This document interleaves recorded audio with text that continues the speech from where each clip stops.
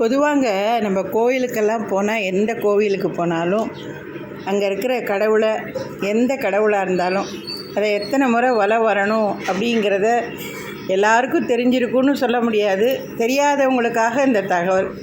விநாயகர் கோயில் போனீங்கன்னா ஒரு முறை, துர்க்கை அம்மன் போனீங்கன்னாலும் ஒரு முறை, சிவன் கோவிலுக்கு போனீங்கன்னா 3 முறை, தட்சிணாமூர்த்தினா 3 முறை, அதே மாதிரி பெருமாள் மகாலட்சுமி தாயார் கோவிலுக்கெல்லாம் போனீங்கன்னா 4 முறை, சித்தர்கள் ஜீவ சமாதியெலாம் போவீங்க இல்லையா, அங்கெல்லாம் போனீங்கன்னா 5 முறை போங்க.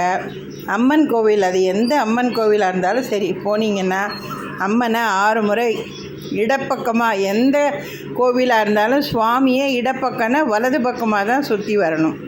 அதுமாரி அம்மனை 6 முறை சுற்றுங்க. முருகனையும் 6 முறை சுற்றுங்க.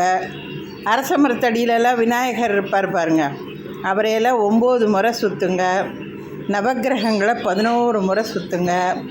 கால பைரவராக இருந்தால் 3 முறை சுற்றுங்க.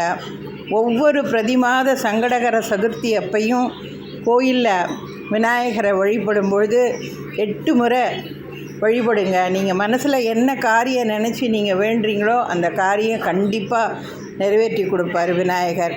அதேமாரி சிவராத்திரி அன்னைக்கு கோவிலில் உட்பிரகாரத்தில் 108 முறை வலம் வந்து நீங்கள் வேண்டுனீங்கன்னா, எதை நினச்சி வேண்ட ஆரம்பித்து 108 முறை சுற்றுறீங்களோ கண்டிப்பாக அந்த காரியம் உங்களுக்கு நல்லபடியாக அந்த சிவன் முடிச்சு குடிப்பாருங்க. அதில் எந்தவித மாற்று கருத்தும் கிடையாது.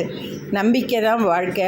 இறைவன் மீது அதீத அசைக்க முடியாத நம்பிக்கையோட, பக்தியோட எந்த தெய்வத்தை வணங்குறீங்களோ அந்த தெய்வத்தை நான் சொன்ன மாதிரி இதே முறையில் வழிபட்டு இறைவனுடைய பரிபூர்ண ஆசீர்வாதத்தை பெறணும்னு அன்போடு கேட்டுக்கிறேங்க. வாழ்க வளமுடன்.